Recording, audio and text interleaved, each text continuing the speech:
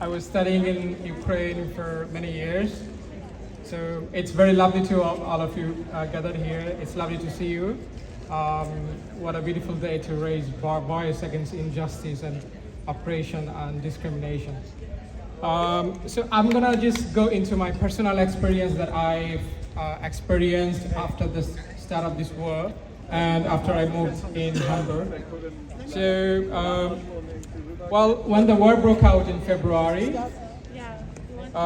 just like everybody else, my life was disrupted. Ukrainian or foreign nationals who were studying or working in Ukraine, we faced a similar situation, life and death situations in some parts of Ukraine. So I was living under the constant bombing and shelling for first few weeks, and then I had to flee to save my own life. And I was taking care of 5 cats, so I have some fur babies.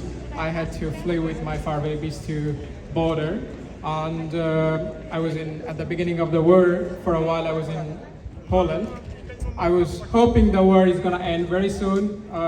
This unjustified and unreasonable war can't prolong, but we are all wrong who hope that war will stop soon.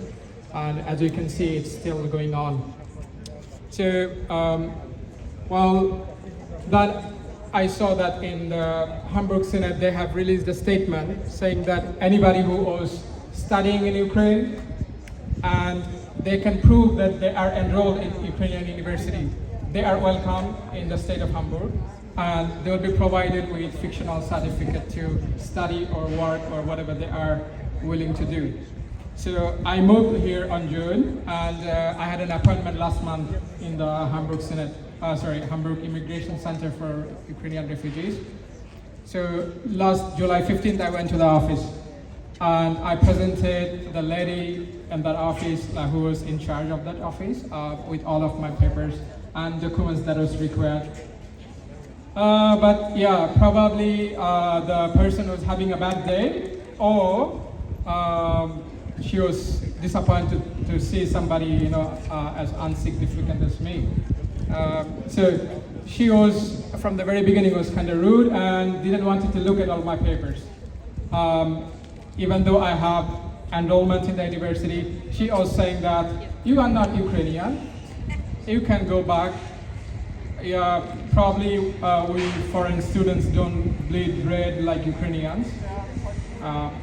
So anyway, she kind of forced me to give my passport and ID document. Statement of the Hamburg Senate says that I am legally entitled to get a fictional certificate to study and continue my post-graduation here. And she got really angry when I asked her official statement with her name. And she took my passport and Ukrainian residence permit, and I said, I'm not gonna give it to you. She said, I'm gonna call the police and I will make you give them to me. So she was screaming at me. Her face was red. Anyway, so she gave me an appointment for this August 15th. So that means tomorrow I will go there. And the funny thing is, she has already informed me the result of the interview. So she said on August 15th you are going to have an interview on whether you will be able to stay here or not. And after the interview, we are going to issue you a border crossing certificate for you to leave. So it's very funny. This is the first time in my life I have heard that you can get a score even before you sit for your examination.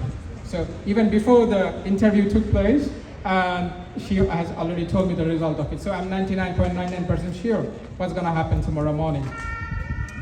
So as you can see, from my experience, I feel like cheated. And I feel like they made mockery of us by saying that if you are a student, you can come here and we will allow you to continue your study or education.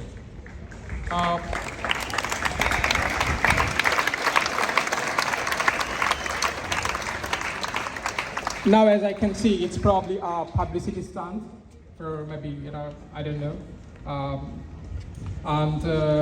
I do feel that they mocked me and mocked some of us over here.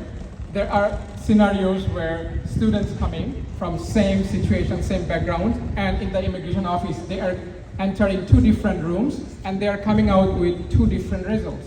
even though they are coming from same university. What is this? Aren't we living in the 21st century?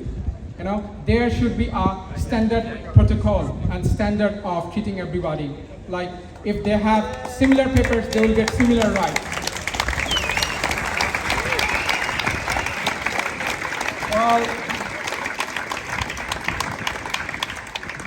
that's all I can say. I really feel that I made a mistake coming here. Should I, consider, leaving, or because the people, if they don't want us here, maybe we should fight. But I had these confusions in my mind. But when I see all of you gathering here and giving us hope and support, and I do feel like that we should stand our ground and fight.